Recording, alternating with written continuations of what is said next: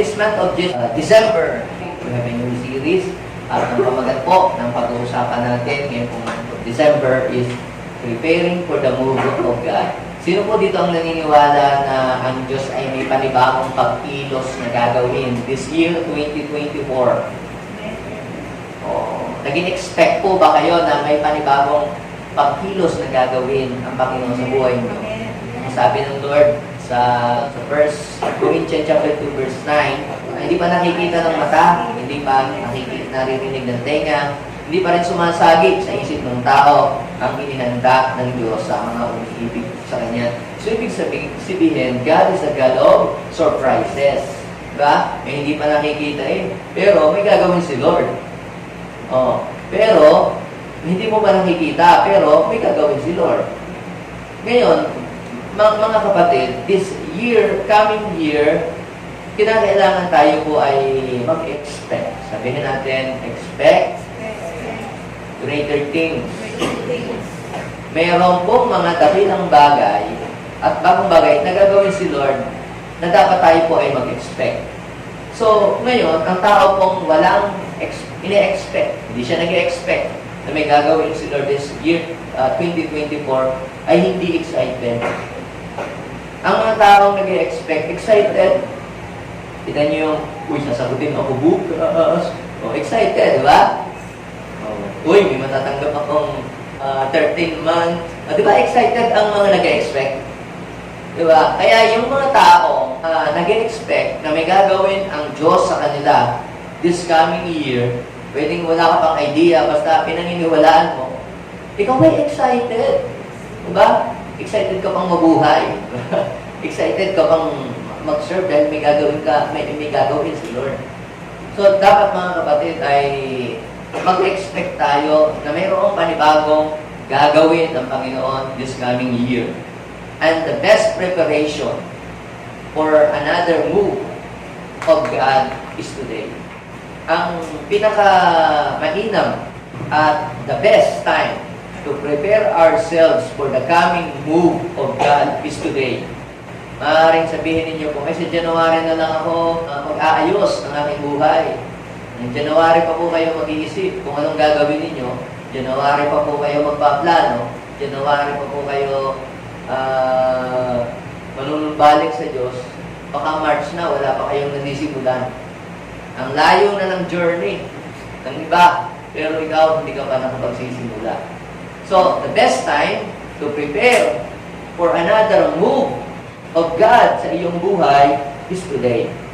Sino po dito ang nasubukan na ninyong magpadibo ng anak? O nasubukan niyo ng magpa-birthday, magpa-occasion na may birthday? O kaya naman ay magpakasal? O kaya naman ay magkaroon ng mga dedication, ng mga bahay?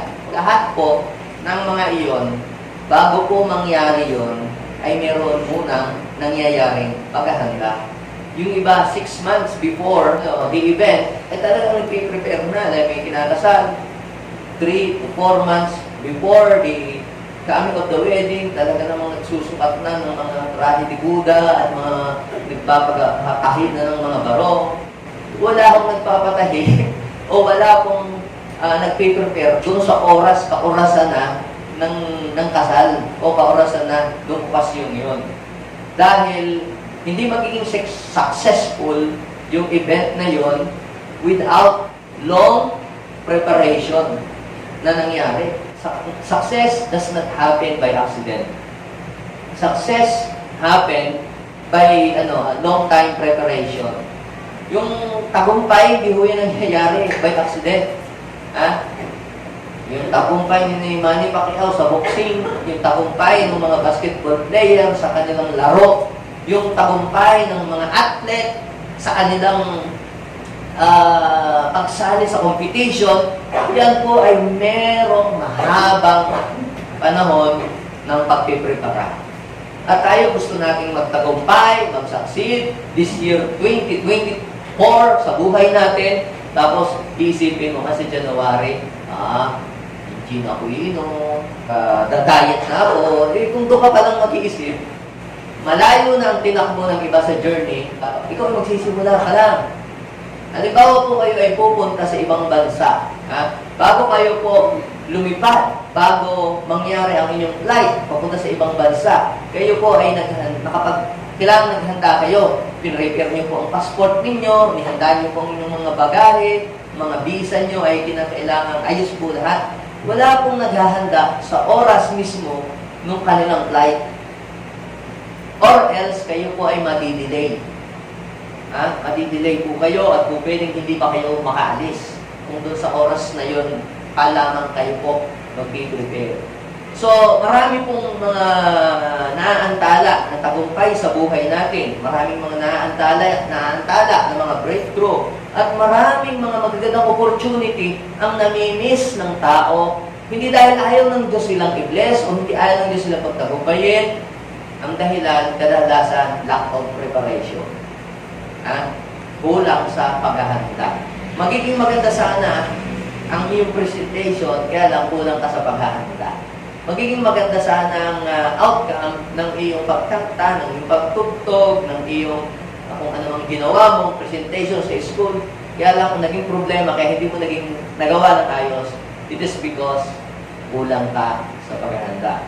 Kaya ngayon, kung tayo po ay nag-expect that this coming year, 2024, mayroong kakaibang gagawin si Lord, may matinding bagay, dakilang bagay na mangyari, today is the best time to prepare yourself for the move of God. Sabihin mo sa iyong katabi, prepare yourself for the move of God. Now, bakit po ito ang napili ko kung maging tema natin na preparing for the move of God? Dapat patungkol sa Pasko. Now, gusto kong malaman ninyo, mga kapatid, na marami po na naka-miss sila ng first Christmas. Majority of people during the time of the coming of the Lord Jesus Christ miss the coming of the Messiah. Even today, even to this very moment, sila naghihintay pa rin ng pagdating ng Messiah. Pag sabing Messiah, Kristo, tagapagligtas, hintay pa rin ng hintay. At di ba dumating na? Sinilang na ni Mary, di ba? Pero bakit? Hindi nila namalayan. Dumating na pala ang tagapagligtas. Isinilang na sa mundong ito, pero na-miss ng mga tao ang unang Pasko. Kailan yun? Yung isinilang ang tagapagligtas because they are not ready. Di sila mapaghanda. Dumating na pala, nangyari na pala, na-miss nila yung unang Christmas. Kaya, alam niyo po, mga kapatid, siguro ang iba sa inyo ay naghahanda na. Yung iba may balot ng regalo, nandun na sa ilalim ng Christmas tree. Nakahanda na ang papasko sa mga inaanak. November pa lang nakapamili na kasi nagmura ang mga pangregalo sa Divisoria. Kung kayo po ay mayroong ina-expect na bisita, kunyari galing ibang bansa o galing Manila o galing sa kung saan mang lugar, pupunta sa inyo at sa inyo mag-Christmas, anong gagawin niyo? Wala lang? Hindi. Palagay ko, may preparation kayong gagawin. Am I right? So, meron kayong preparation na gagawin. Kung ikaw ay nag-i-expect na merong guest na darating sa bahay niyo, ikaw ay ini-inform. Bakit ka ini-inform? Kasi para ikaw ay makapaghanda. Today, God is informing us na siya ay merong gagawing dakilang bagay this coming year 2024. And today is the best time to prepare yourself for the move of God. Amen? So, basahin po natin ang Luke chapter 3, verse 2 hanggang 6. Nang panahon iyon, nasa ilang si Juan na anak ni Zacarias. Dumating sa kanya ang salita ng Diyos, kaya't nilibot niya ang lupain sa magkabilang panig ng Jordan at nangaral, pagsisihan ninyo at talikdan ang inyong mga kasalanan at pabautismo kayo upang kayo'y patawarin ng Diyos. Wika niya. Sa gayon, natupad ang nasusulat sa aklat ni Propeta Isaias. Ito ang sabi ng isang sumisigaw sa ilang, ihanda ninyo ang daraanan ng Panginoon. Sabihin mo sa iyong katabi, maghanda-handa ka na. daan ni Lord. Yeah, makasama ka. Okay, handayin ang daraan ng Panginoon, tuwirin ninyo ang kanyang mga landas. Tatambakan ang bawat lambak at titibagin ang bawat burol at bundok. Tutuwirin ang daang liko-liko at papatagin ang daang bako-bako.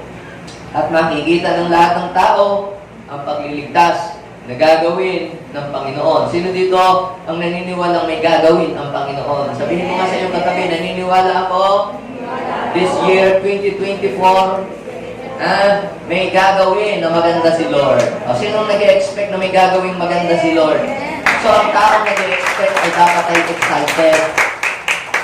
Dapat ay excited po kayo. Kung kayo po ay nag-expect that this year 2024 ay may gagawing kakaibang bagay sa buhay ninyo, si Lord, dapat kayo po ay excited. Ang taong nag-expect, excited. Amen? So, kung hindi ka nag-expect, wala kang excitement sa iyong puso. Kung ikaw ay nag-expect, dapat excited ka sa Panginoon. Dapat excited ka sa Kanya. At this month of December is the best time to prepare ourselves for another move of God sa ating buhay. Yung ginawa sa atin ng Panginoon noong 2021, 2022, 2023, luma na yun . So, kung pansin nyo, kapag paulit-ulit ko na lang binabanggit yung about na sa ginawa ng Panginoon noong year 2020, diba? Ite-testify ako, bigyan ka ng bahay ni Lord, bigyan ka ng lupa, nakabili tayo ng ganito. Parang sa inyo, parang wala nang dating, wala nang excitement. Bakit?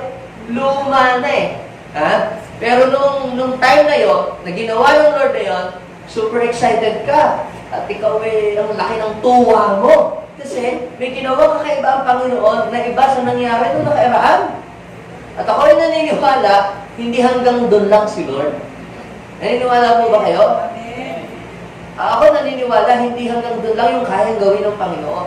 Meron pang kakaiba at marami pa na hindi pa nakikita ng mata, hindi naririnig ng tenga at sumasagi sa isip yung gagawin ng Lord. Kaya sabihin mo sa iyong katabi, dapat excited ka. Now, ito pong binasa ko po sa inyo, mga kapatid, na mga verses ay fulfillment ng prophecy sa Isaiah chapter 40, verse 3 hanggang 5. Pag sinabing prophecy ay hula, hindi pa nangyari, pero ito ay darating ang panahong ito ay mangyayari. Ito nga po ay nagkaroon ng katuparan ng si Juan Bautista na anak po ni Zacarias. Dumating sa kanya ang salita ng Diyos. Ito ang dapat nating malaman, mga kapatid.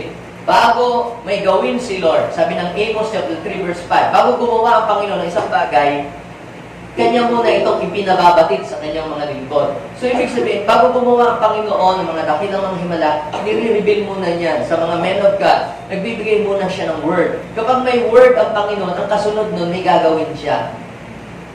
Word muna. Bibigyan muna niya ang kanyang mga salita. Yung word na yon, yun ang magbibigay sa atin ng idea kung ano yung mga bagay na gagawin ng Panginoon sa mga buhay po natin. Kaya kung mayroong mga promises si Lord kang natatanggap, kapag nagbabasa ka ng Bible, mayroong nag-rema sa iyo na salita ng Diyos. Ibig sabihin ng rema, nag-strike sa iyo. Ang dami mong binasa sa Bible, pero yung word na yon, nag-strike sa puso mo. Iba ang dating, ang lakas ng dating ng salita ng Diyos sa puso mo. Na-excite ka doon sa mga talatang yon. May personal na pangungusap ang Diyos sa iyo sa pamamagitan ng kanyang mga salita sa Biblia. Umanda ka at yun ay gagawin ng Panginoon. Sabi ng Bible, whatever I say will be fulfilled. So si John the Baptist po, ay nauna ng 6 months bago pinanganak si Jesus.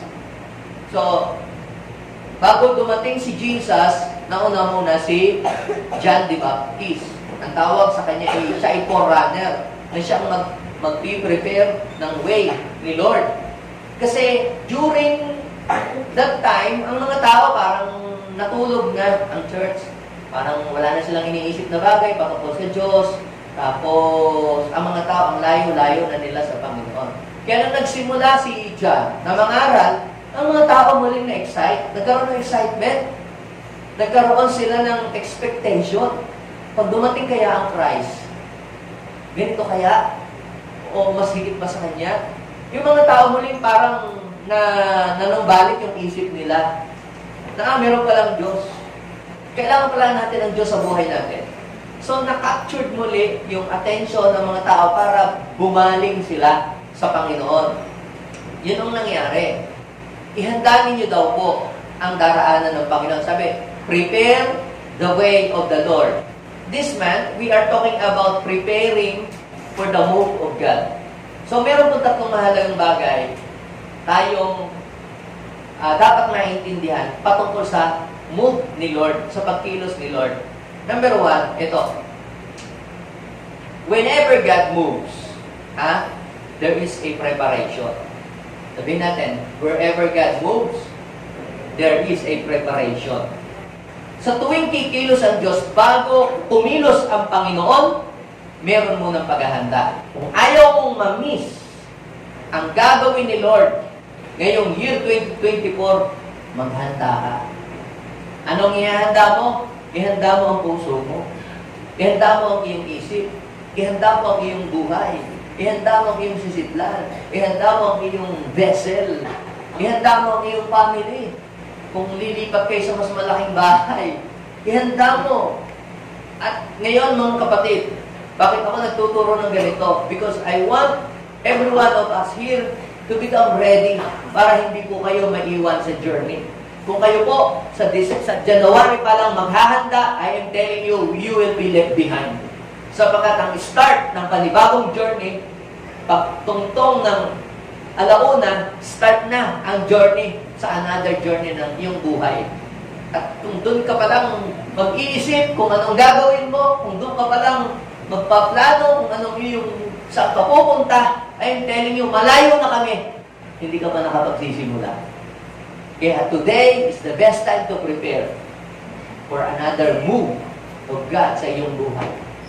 Maraming nakamiss sa pagdating ng Kristo, yung unang Pasko, na-miss ng lahat, ng marami. Konti lang nakalam. Bakit? Because they are not ready. Sila ay busy sa mga ibang mga bagay sa kanilang ginagawa. At yung mga dakilang bagay na gustong ipakita sa kanila ng Panginoon, reject po nila lahat po yun.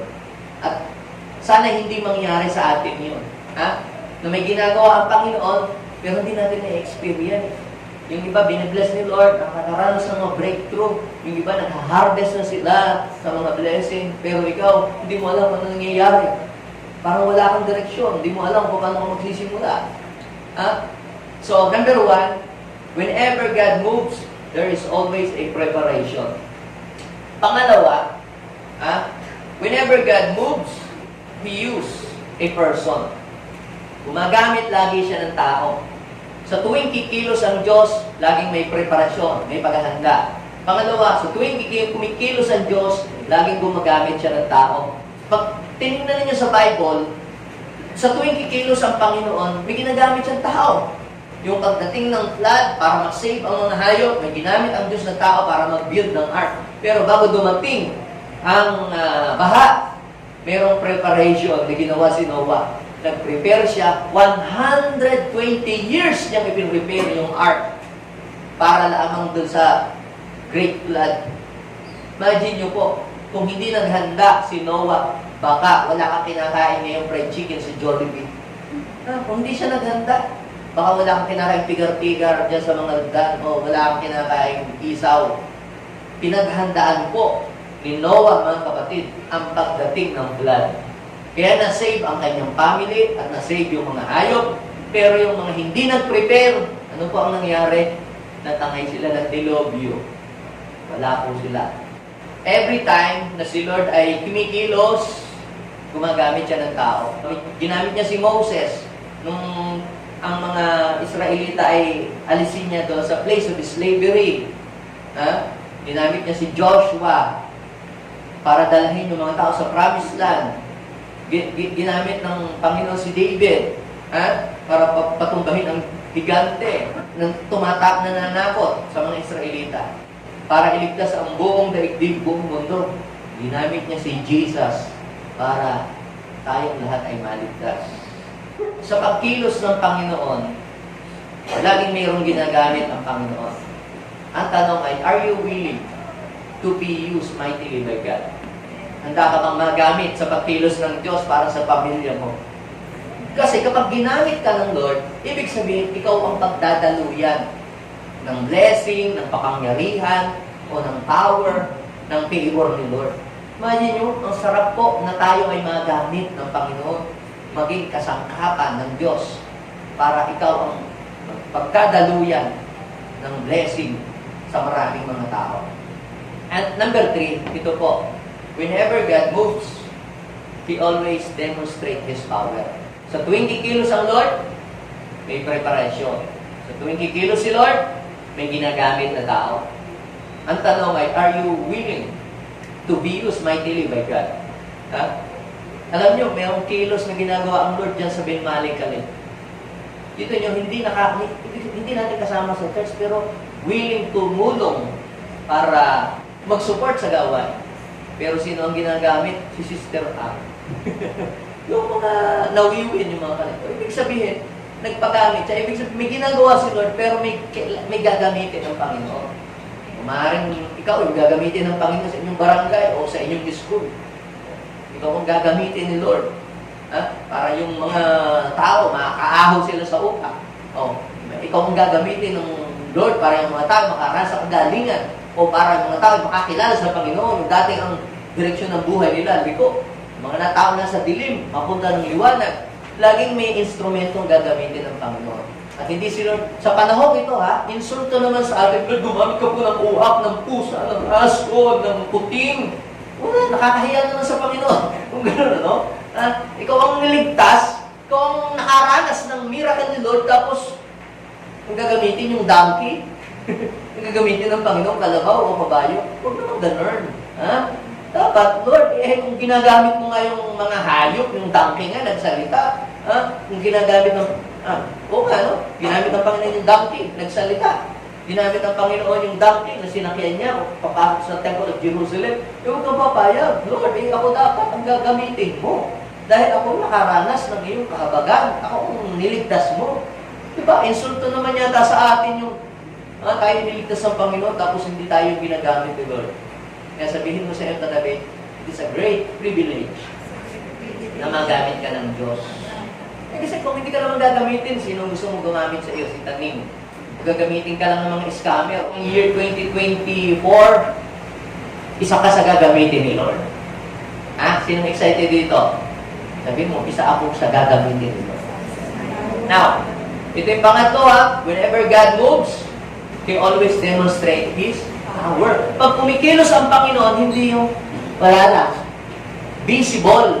You will see the move of God. Makikita ng iyong naked eye. Ibig sabihin, may makikita kang result, great result. Yung taong dating down ng buhay, nakita mo, umaangat siya. Alipin ang bisyo, nawawala yung mga bisyo niya. Yung taong paling ang buhay, umaayos ang buhay. Dating hirap sa buhay, umaangat ang buhay. Meron kang makikitang resulta, mayroong manifestation. Every time na magpumilos ang Panginoon, dinidemonstrate niya ang kanyang kapangyarihan. Mayroong miracles, may signs and wonders, may mga gumagaling, may nadideliverance, lumalaya sa anumang mga sakit at karamdaman. So, mga nakaraang taon, itong taon ito, ang daming mga miracles na mga pinakita ng Lord. Casting out demons, nakaranas ng mga healing, dami nakaranas ng mga healing. Breakthrough sa buhay nila, ang dami. Laging merong manifestation ng power ni Lord. Kung nakikita, may kakaiba na nangyayari. Yun ang ibig sabihin ng kumikilos si Lord. Kumilos ang Panginoon sa buhay namin. Dati nagre-renta kami ng bahay lamang. Ngayon, meron kami ng saling bahay, sarili kaming lupa. Actually, iniisip ko, problema ko po ang pagbabay. Paano kayo ito mababayaran, Lord? Ito lang year 2023. No problema kami po. Lord, pupunta na lang po ako sa London. Hindi nyo alam, nagbabalak na ako pumunta sa London. Maglolong na ako dito, maglolong doon para mabayaran ko yung bahay namin. Ang problema, hindi na-proban ng bangko. Kompleto naman sa lahat. Alam nyo, sabi ko, Lord, kung hindi na-aproban ng bangko, meron kang planong maganda. At yun nga, Nabayaran, wala kaming utang sa bangko. So, sabihin mo sa iyong katabi, pag kumilos si Lord, mayroong demonstration ng power. Pag kumilos si Lord, may manifestation ng blessing, may breakthrough, may promotion. Now, dito ngayon, ang pag-usapan natin, tatlong mahalagang bagay, 3 best way to prepare for the move of God. Tatlong mahalagang bagay na pwede natin gawin para makapaghanda tayo. Ano yung paghahanda na kailangan nating gawin para doon sa pagkilos na gagawin ng Panginoon sa mga buhay natin? Tatlong R. Number 1 ay repentance. Sabihin natin, repentance. Ano po bang ibig sabihin ng repentance? Pagsisisi. Pag sinabi natin repentance ay pagtalikod sa kasalanan. 180-degree turning away from sin. Pag sinabing 180-degree, ganito po yan. Yung iba, ang pagtalikod sa kasalanan ay ganito. 360. Pagdating ng New Year, ang daming mga New Year's resolution. Dingy na po ako iinom, whiskey ako'y Philippine, tagbuhan niyo ng Lord, alak-alak sa iyo, at sa aking pamilya, mga gano'n, ano? Tapos, ang dami nating mga sinasabi. Pero, pagkalipas ng 1 buwan, 2 buwan, balik uli tayo doon. Hirap na hirap tayong baguhin ang ating buhay, ang ating sarili. Kasi, nung tayo po ay tumalikod, hindi 180-degree, napasobra. Ginawa natin 360. Pag sinabi po natin repentance, hindi lamang yung, Lord, tutumarin mo po ako. Yung ikaw ay nagre-repent sa simbahan, pag uwi mo sa inyo, i-repeat uli. Pag sinabing repentance, you have something to let go. Bibitawan mo ang isang bagay na alam mo, ito ay makakasama sa iyong buhay, makakasama sa iyong pamilya, makakasama sa iyong ministry, at makakasira ng iyong relationship sa Panginoon. May mga bagay tayong hinohold sa buhay natin na yan ay magiging bandage sa atin or magiging stronghold sa atin. Kaya, mamimiss natin yung mga gagawin ng Panginoon. Basahin natin ang Lucas. Lucas chapter 3, verse 3. Kaya nilibot niya ang lupain sa magkabilang panig ng Jordan at nangaral. No, pagsisihan ninyo at talikdan ang inyong mga kasalanan. So bakit ganoon? Bakit parang yung ba ang preparation, yung pagsisisihan mo yung mga kasalanan?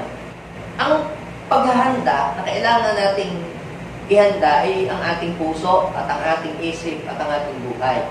Ngayon, para luminis ang ating puso at ang ating isip at ang ating buhay, the only way that we can do ay hindi yung magpunos tayo ng maraming alcohol para luminis ang ating buhay.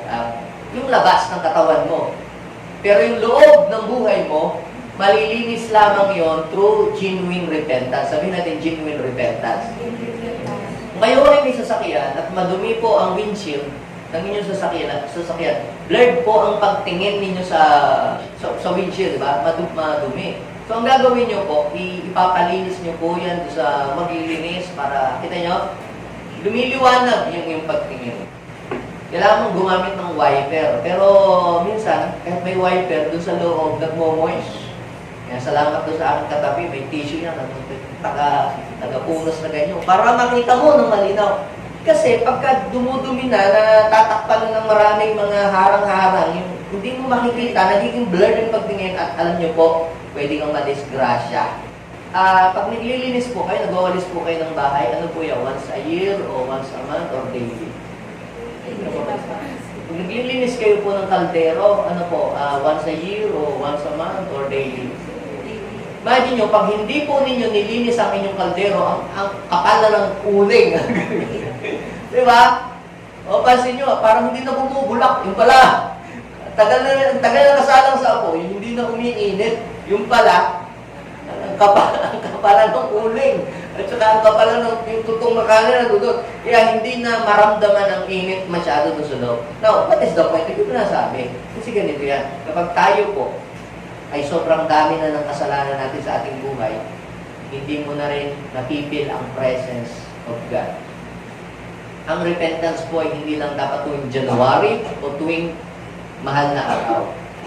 We must repent regularly dahil hindi natin alam na tayo ay nakakagawa ng kasalanan. Minsan, akala natin tama yung ginagawa natin, kasalanan na pala. Saan tayo dapat mga mag-repent? Di ba, pastor, dapat nagre-repent lang yung mga pumapatay, yung mga kriminal, yung mga rapist, wala nang kasalanan. Ba't ako magsisisi sa Panginoon? Sila ang dapat magsisi. Yan, dapat ka magsisi. Pag ganyan ang iyong pananaw sa buhay, dapat ka magsisi. Tinuturo mo yung iba eh. Ha? Iniisip mo lang na kasalanan, yung pumata, yung ano. Actually po, sa Bible, ang sino mo mag-isip ng malaswa, nakiapid na. Ang sino mang magtanim ng sama ng loob sa kanyang kapatid ay murderer. Ganun nung katindi ang tinuturo ng salita ng Diyos. Saan ba tayo dapat mag-repent? Kung meron tayong ipinapagawa si Lord sa atin, iniuutos, pero hindi natin sinusunod, kinakailangan natin mag-repent. Halimbawa, sabi ng Lord sa atin, siran mo ang iyong mahal sa buhay ng salita ng Diyos, akayin mo siya, pakalapit sa akin. Pero, ikaw, hindi mo siya sinusunod. Alam mo, may mensahe ang Lord sa'yo, nag-strike sa heart mo, pero nire-reject mo yung boses ng Lord, kailangan mo mag-repent doon.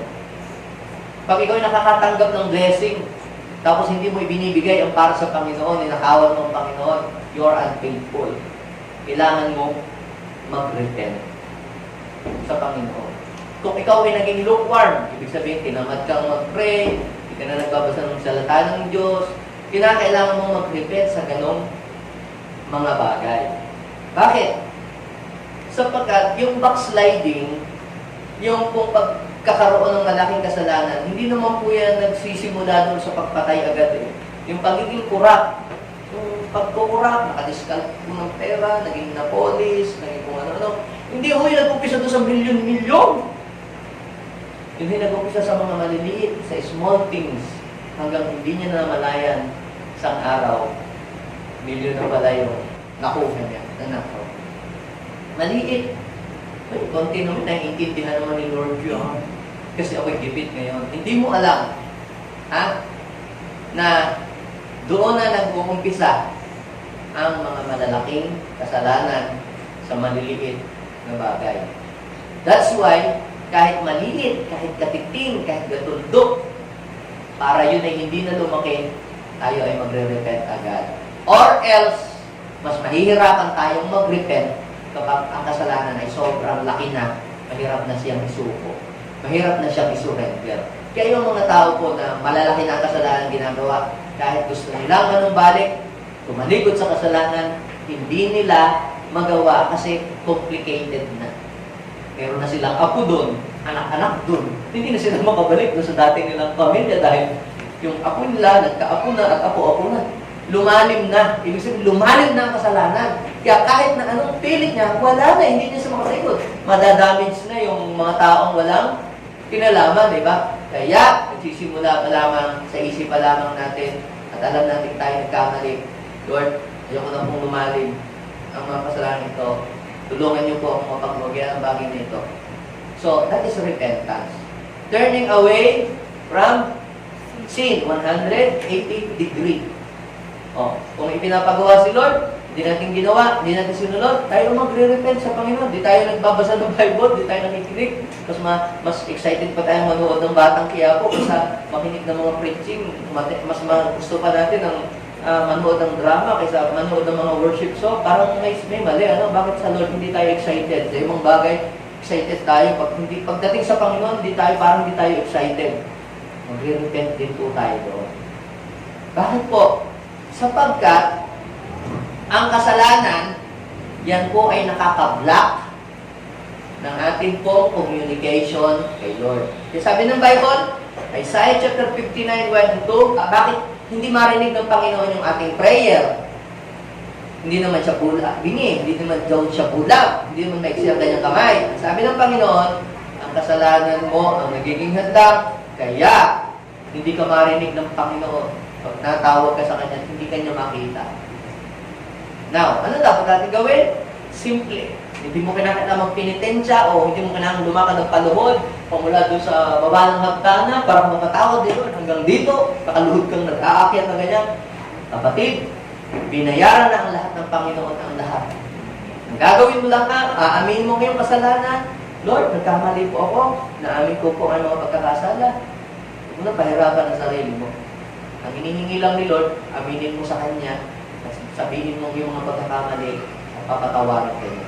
First John chapter 1, verse 8 to 9, sinasabi natin na tayo walang kasalanan, tinadaya natin ating sarili, at wala sa atin ang katotohanan. First John chapter 1, verse 9, pero kung ipapahayag ng iyong labi, ang iyong mga kasalanan, aaminin mo sa Kanya, siya ay tapat at banal, papatawarin ka niya, at lilinisin ka niya sapagkat siya ay matuwid. So, yun ang tamang pagsisisi. Hindi mo na kinakailangan magpenitensya. May penitensya ka ba para sinabi mo, yung ginawa ni Jesus sa krus, mahina yun. Kailangan ako, mas matindi to, mas malupit. Hindi yun. Tinapos na ng Panginoon, bayad na eh. Aangkinin mo na lang. Aaminin mo, nagkamali ka, at hihilingin mo na yung dugo ni Jesus na natigil sa krus ng Kalbaryo, Lord, sapat na yun para linisin ka sa iyong mga karamihan. Now, ang pangalawa, na way to prepare ourselves is pangalawang renewal. So, repentance. You have something to let go. Yung pagsitinungaling, yung pagmumura, baka naman po kayo nagmumura pa din. Gusto niyo po bang yung mga deklarasyon nyo this year 2024 ay mangyari? Magdideklara ka, ang aking anak agad ng buhay, makakatapos ako ng pag-aaral. So, kung gusto mong yung lahat ng dideklara mo na salita, na magaganda ay mangyayari, kinakailangan i-trim mo sa iyong bibig, yung i-practice mo na ngayon na hindi ka na magmumura. Puto, kutsinta, mga latik at saka mga leche plan na nalabas sa iyong bibig. Palitan na natin ang ating words. Change your words and you can change your world. Baguhin natin ang ating salita. Pinapractice yan ako dati, puro palamura ako dati. Pero kapapakinig ko lang sa salita ng Diyos at kababasa, yun, yung salita ng Diyos na yun na ang napalitan yung aking sinasabi ng mga salita ng Diyos. So lahat tayo galing dyan. Ako galing din po dyan. Ako palamura ako dati. Pero napalitan. So pwede pala na mabago pa. May chance pala pa tayo mabago. Pamagitan ng pagbasa ng salita ng Diyos. So pag sinabi po natin renewal, yan, you have something to change. May babaguhin ka. Gusto mong maranasan yung panibagong pagkilos ni Lord sa buhay mo, may babaguhin ka. Alam nyo, hindi nyo po ba napapansin, bakit laging yung inyong app ng inyong cellphone, minsan pag ino-open nyo, hindi nyo ma-open. Ayaw na niyang gumana. Kasi laging mayroong bagong feature, kung hindi nyo i-update ang inyong phone, ay hindi nyo na ma-access yung bagong feature.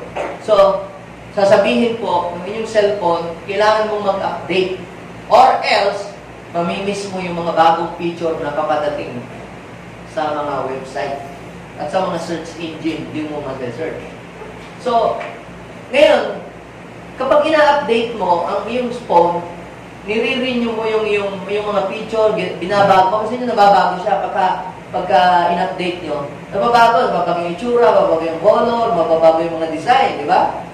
Yung Gcash, biglang dati mo kulay asul lang na ngayon may mga star-star, may mga kulay red, may mga Christmas tree. So, may nababago, may mga magaganda na nai-improve siya. Sa buhay din natin, mga kapatid, pinakailangan natin na may baguhin tayo. Yung ating style, minsan, hindi na uubra yung dati. Alam niyo po, kung halimbawa, nung unang panahon, yung tatakutin mo ang mga bata, may pulis, sige, tahimik ka. Gano'n, yung mga gano'n. Yung parang ang style mo, ng iyong pagdidisiplina sa mga bata, katulad ng unang panahon, hindi na uubra ngayon. Obsolete na po yun.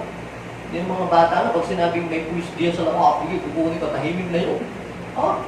Pero ngayon mga kapatid, napagtanto nila na sila binobola lang at hindi totoo. Alam na po nila Kaya mga kapatid, kinakailangan baguhin na natin ang ating style. Now, ba't ko nabanggit yun mga kapatid? Kung ang ating paniniwala dati, ay hindi naman po umuobra, wala naman po epekto, kinakailangan palitan na po natin. Yung ating phone, kinakailangan palitan natin. Dahil kung hindi natin papalitan yung ating phone, maraming mga hindi na natin makikita. At kailangan natin magpalit talaga ng phone, hindi dahil, gastos lang yan. Sige nga, mag-cellphone ka nga ngayon ng 33 times, kung ma-access mo kami, i-add mo kami sa iyong, ano yun? Napaghuli ka na. You will be left behind. Ano po? So sa buhay din natin, pakitong sa kapwa natin, i-renew natin.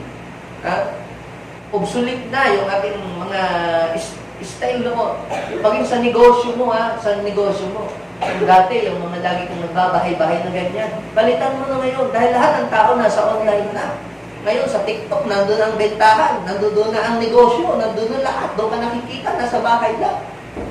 Noon, dati pagkikita ka ng pera, talagang nagpapakahirap kang pagbubuhat. Ngayon, ang mga bata, magugulat ka. May papakita sa'yo, ito ang kinita ko sa pera, walang ginawa mo. Wala, nag-add lang, nag-click lang, at mga kung ano-ano. Ganon. Ganon? Sabihin mo sa iyong katabi, kinakailangan may baguhin ka. Baguhin mo ang iyong isip. Ngayon pa lang mag-upgrade ka na. Para sa year 2024, makakasabay ka. Kung sa 2024 ka pa lang mag-iisip at doon pa lang mag-upgrade ng sarili mong iwang ka na. Kita yung mga sa 2024, wala pa 2024, ngayon minalabas ng 24 model na sasakyan. 24 model, 2023 pa lang. So, ano kung ibig kong sabihin? Ganyan. Kung ang technology na-advance nila, bakit sa atin, sa Panginoon, mas advance tayo dapat? Kaya sabihin mo sa iyong katabi, dapat mas advance ka pagdating kay Lord. Ako naniniwala this year, coming year, maraming dadalahin si Lord sa atin. What is our preparation? Next year, we will start yung construction ng ating building. Pag-pray nyo. Bakit po? Kasi hindi ko kakasya dito ang 1,000. Hindi kakasya dito ang 500. Ngayon, nung mag-gathering pa nga lang tayo dito, hindi na tayo magkasya ang 100 plus nagpe-pray tayo. Lahat tayo gagamitin ni Lord. Alam nyo, mag-akay lang tayo ng tig sa 10 tao. Wala, saan mo ilalagay yun? Kung may mas malaki tayong place, kahit mag-akay tayo ng tig sa 10, kaya natin. Bakit? Kasi may malaki tayong lalagyan. So, ano ang preparasyon for the great harvest? Next year, there will be a great harvest of soul.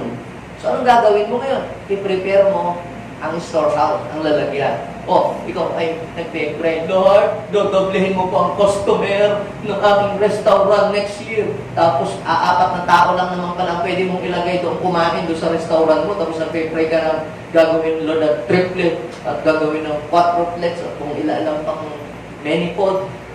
Di, ang gawin mo, baguhin mo yung structure, palakihin mo. Kung ikaw ay nagpe-pray ng mas marami customer. Are you getting what I'm saying? Basahin niyo po yung Luke chapter 3 verse 5. Tatambakan ang bawat lambak at titibagin. Sabihin natin, meron kang titibagin.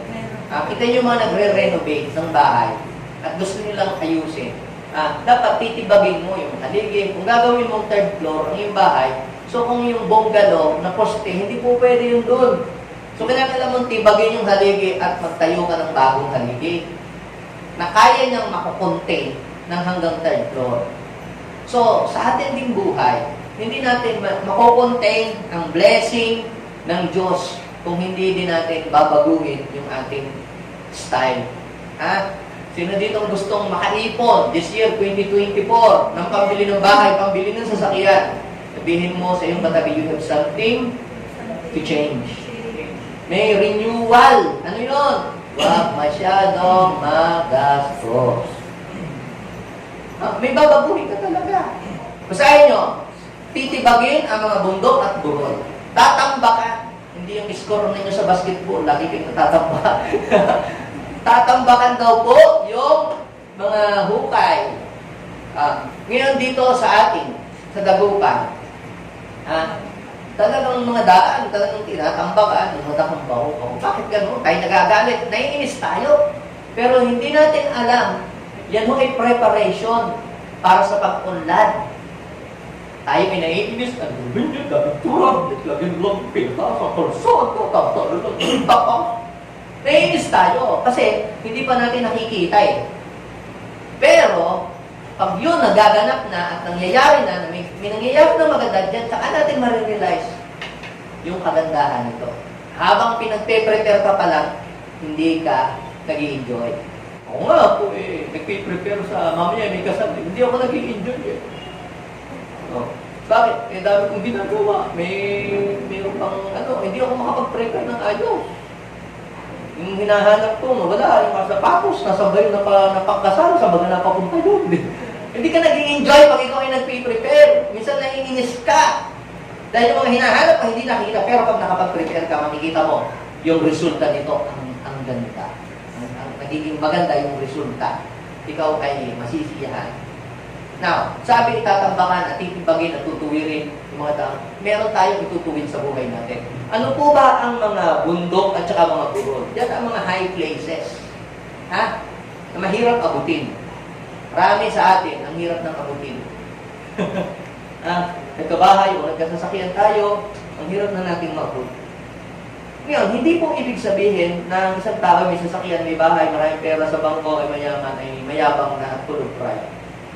Ano pong ibig ko sabihin? Pwedeng ikaw ay mahirap, walang pera, walang sasakyan, pero ikaw ay full of pride.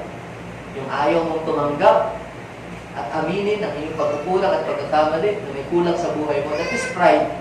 Yung mahirap kang ma-reach, mahirap kang umamin ng iyong mistakes, that is pride. Yan ay mga bundok at burol. Bakit ako lalapit ako? Ba't ako magsusuri? Siya ang mali, hindi ako. Bundok yan. Kaya hindi ka mapapabuti. Sabi ng Bible, mapalad ang mga nagpapakumbaba. Matthew 5:5. They will inherit the earth. Mapalad ang mga nagpapakumbaba sapagkat tatabuhin nila ang mga itinangako ng Diyos. So, ibig sabihin may blessing sa mga pagpapakumbaba. Grace belongs to those who are humble. 1 Peter 5 verse 5 and 6. Ang sabi ng Panginoon, He resists the proud, but He gives grace to the humble. So, ibig sabihin, ang biyaya ng Diyos ay para sa mga tao mapagpakumbaba. Kaya ngayon, kung may attitude, may mga attitude tayo na parang style bundok, mapagbataas tayo, it's about time, Lord, tibagin mo to. Hindi to makakabuti sa buhay ko. Tibagin mo na ang dapat tibagin. Hibain mo ang dapat hibain. Kaya sinasabi ko po sa inyo mga kapatid, today is the best time to prepare yourself for the coming move of God. So, are you ready? Are you excited? Pangatlo po, mga kapatid, ay redirection or redirecting. Bakit kinakailangan natin ng redirection? Dahil hindi natin namamalayan minsan sa layo na ng ating narating sa buhay, sa layo na ng ating naabot, nilakbay, minsan ay mali na pala ang ating napupuntahan. Mali na pala yung ating ginagawa. Mali na pala yung ating tinatakbo. At kung makita mo na mali na ang iyo palang pinupuntahan, mali ka na, it's about time, earlier the better, to what? To redirect yourself. Dati noon pagka Sunday, talagang umaga pa lang, nasa church ka tuwing linggo. Ngayon, iba na, nasa mall ka na tuwing paglinggo. Nasa sabungan ka na, ano nangyari? Pag gano'n na ang buhay mo, kinakailangan ng redirection. Sabihin ko sa iyo, katabi, i-redirect mo ang buhay mo. Kung nakikita mo na lihis ka na, kung nakikita mo na ang layo mo na kay Lord, kinakailangan mo nang i-redirect ang iyong buhay. Huwag mong hayaan na ikaw ituloy-tuloy na maging malayo sa Panginoon. Bakit? Marami pong hindi na makabalik kahit gusto po na nilang bumalik kay Lord. It is because ang sobrang layo na nila. Ang hirap na nilang bumalik. Kaya nagtuloy-tuloy na sila doon sa maling direksyon ng buhay nila. Kaya kung mapapansin natin mga kapatid, na mas malapit pa, i-redirect mo lang yung buhay. Dahil pag sobra mo ng layo, baka hindi mo na ma-direct ang buhay mo.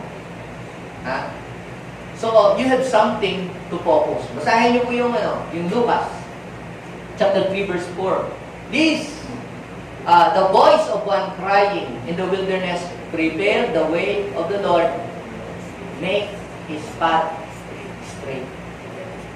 Sa buhay mo. Kumusta ang buhay mo? Straight pa din ba ang pagtakbo? O baka pakanan ka na? O baka kaliwa ka na? Kung napansin mong pakaliwa ka na, anong gagawin mo? Redirect your life. Kinakailangan, focus mo ang iyong sarili kay Lord. Baka ngayon, nagiging materialistic ka na. Sa material ka na lang nakapokus. Kung napapansin mo, na puro sa material ka na lang nakapokus, sa word ka na nakapokus, it's about time to redirect your life. At ikaw ay mag-focus sa ating Panginoon. Now, ang sabi po ng verse na next verse, Jeremiah chapter 6 verse 16. Sinabi ni Yahweh sa kanyang bayan. So, napansin ni Lord na ang bansang Israel ay iba na ang direksyon, lumalayo na, iba na ang takbo, tumayo kayo sa panulukang daan. So, ibig sabihin, minsan, pag hindi mo na alam, parang nakalampas ka na yata, mag-stop ka muna at hanapin mo.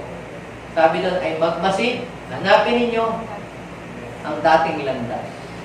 Saan nga ba yun? Parang nakalampas ata ako. Alamin kung nasaan ang pinakamainam na daan.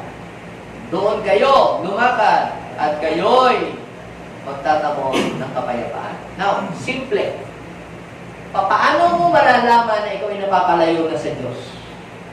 Sagutin nyo nga ako through that verse. Paano mo malalaman na ang buhay mo malayo na kay Lord? Sagot. Simple. You have no peace.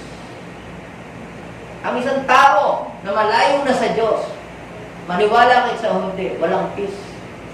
Magkakatulog, laging balisa. Siguro sa harap, sa pagtingin mo sa natural, parang okay siya, pero deep inside, walang peace yun. Bakit? Saan ba nanggagaling ang peace? Di kay Lord, He is the Prince of Peace. He is the source of peace. Kung wala ang Panginoon sa iyo, wala ka sa Kanya, di wala kang peace. Kaya, pag nalalaman mo, alam mo na, pag napapalayo ka ng mukhang mali yata itong desisyon ko, wala kang peace. Tingnan mo, pag nag-desisyon ka at alam mo na ang desisyon mo ay will ni Lord, tumbok sa will ni Lord, peaceful ka, di ba? Pero pagka, alam mo, yan ang isang test. Kung will ni Lord o hindi will ni Lord, pag will ni Lord, mayroon kang peace. Will ni Lord yung decision mo, panatag ka. Will ni Lord, yung business na yun na pinasukan mo, peaceful ka. Walang kaba. Pero pagkakaba-kaba, full of fear, siya ka. Baka hindi ka lugar. So, anong sabi? Kinakailangan i-redirect natin ating buhay. And the moment you redirect yourself to the Lord, you will experience great peace that you have never experienced before. Makakatulog ka ng mahimbing. Amen? Amen. Sinong gusto yung may peace niya sa buhay niya? Amen. Pag sinabi po natin peace, peace is not the absence of troubles and trials and persecution. Peace is the presence of God. Even though you are walking in the shadows of the valley of death, even though you are in the midst of problem and struggle, meron kang peace. Dahil alam mo, kasama mo si Lord, and He will never leave you nor forsake you. Amen? Now, sabi po dito sa last part na binasa natin, Luke chapter 3, verse 6. Right after ng preparation na mangyari, anong sabi? At makikita ng lahat ng tao ang pagliligtas ng gagawin ng Diyos. Sabihin mo sa iyong katabi, naniniwala ko, this coming year, merong matinding gagawin si Lord. Amen? Tingnan niyo sa Luke chapter 3, verse 6 sa English. And all, sabi natin, all mankind. Kasama doon, tiyak doon, ang kapitbahay mo, nanay mo, maging persecutor na nagpe-persecute sa iyo, mga kapatid mong laging kontra sa iyong pagbo-born again. And all mankind. Kasama ang mga katrabaho mo, nanay mo, tatay mo, anak mo, pinsan mo, kainuman mo dati. And all mankind will see God's salvation. Makikita nila. Sabihin mo sa iyong katabi, makikita nila. Tandaan. Tumayo ka. Sabihin mo sa iyong katabi, makikita. Nung mga taong nagmamaliit sa iyo, yung ini-small ka, sinasabi nila wala kang mararating, sinasabi nila wala kang kwenta, sinasabi nila hindi ka magtatagumpay, sinasabi nila maghihirap ka, makikita nila ang ginagawa ng Diyos sa buhay mo na kakaiba. Makikita nila na may kilos, may himala, may pagpapalang nangyayari sa iyong buhay. Sino dito ang gusto niyang makita ng mga tao na may ginagawa ang Diyos sa buhay niya? Now is the time to prepare yourself, to prepare your life for the coming wave ng pagkilos ng Panginoon sa ating mga buhay. Abba Father, we thank you so much, O God, sapagkat ngayon pa lamang, you are preparing our heart, you are preparing our life, you are preparing ourselves, you are preparing our church for the coming move of God, for the coming move of the Holy Spirit. This year 2024 are greater. Panginoon, what you will do this year 2024 are so very great, powerful, Panginoon, kaysa doon sa mga namunang taon, Panginoon, Lord Jesus. Pero ayaw namin ma-miss ang mga gagawin mo. Katulad ng mga taong nakamiss sa pagdating ng Messiah, hindi nila namalayan na dumating na pala. Because they are not ready, they are not prepared for that. Sapagkat ang focus nila ay nasa ibang mga bagay. Lord, ayaw namin na masayang ang isang taon na naman na darating sa buhay namin na walang nangyari. Gusto namin masalo lahat ng gagawin mo ngayong year 2024. God, we will prepare our vessel. We will prepare, oh God, everything that we need to prepare. Panginoon, gusto namin makasabay sa daloy ng gagawin mo, Panginoon. Help us na hindi kami maging left behind. Hindi kami maging idle. Hindi kami, Panginoon, maparalyze. Kasama kami, Panginoon, sa journey ng pagtatagumpay ng iyong gagawin, Lord. Thank you so much. Thank you so much, Lord, for these people that you have brought this place. God, naniniwala ako, hindi hanggang dito lang ang buhay nila. Naniniwala ako, hindi lang hanggang tagapakinig sila. Lord, you will elevate their lives. You will do greater things. Sa mga kabataan nandirito, Lord, hindi hanggang ganyan lang sila. God, may mararating sila. There will be a great success sa buhay nila. Lord God, you will raise up pastors, leaders, 10 times better than me. 10 times better than their forefathers, O Lord. God, you will raise up men and women of God from this place, O God, na maglilid sa aming bansa, na maglilid sa aming city, na maglilid sa probinsyang ito. Yung mga batang tinuturuan namin sa iba't ibang mga places, meron doon na ititindig ka, Panginoon, para gamitin mo. Thank you, Lord. Thank you, God. Holy Spirit, oh, bless these people. Bless these people. I declare open heaven. Let your mighty presence come down. Holy Spirit, move. Yes. Today, may naisip po tayo mga bagay na mga pagkukulang natin na hindi natin nagawa. Ipagsisi natin kay Lord. Hindi natin ang doubt na balik tayo sa Kanya. Let's repent and renew and redirect our lives. Thank you, Lord. Yes. Change us, Lord. Change us. Ayaw naming ma-miss ang mga dakilang bagay na gagawin mo pa sa buhay natin. Hindi tayo manalangin, lagyan natin ating kamay sa ating puso. Sabihin po natin, Panginoong Jesus, lumalapit po ako sa inyo. Ako po ay nagpapakumbaba. Sinusuko ko sa iyo ang lahat ng bagay na nagiging hadlang sa pagkilos mo sa buhay ko. Patawarin mo po ako, Panginoon, at hugasan mo po ako ng iyong banal na dugo. Tulungan niyo po ako. Hinggang kalugod-lugod ang buhay sa iyo. Gamitin mo po ako pagpapala sa maraming tao. In Jesus' name, Amen. Kung lang mag-pray, Lord, bless these people and allow them to experience your power. Lord, ang iyong kabutihan at ang iyong kaluwalhatian ay makikistal ang buhay. Bless them, O God. In Jesus' name, Amen. Alpakan natin si Lord.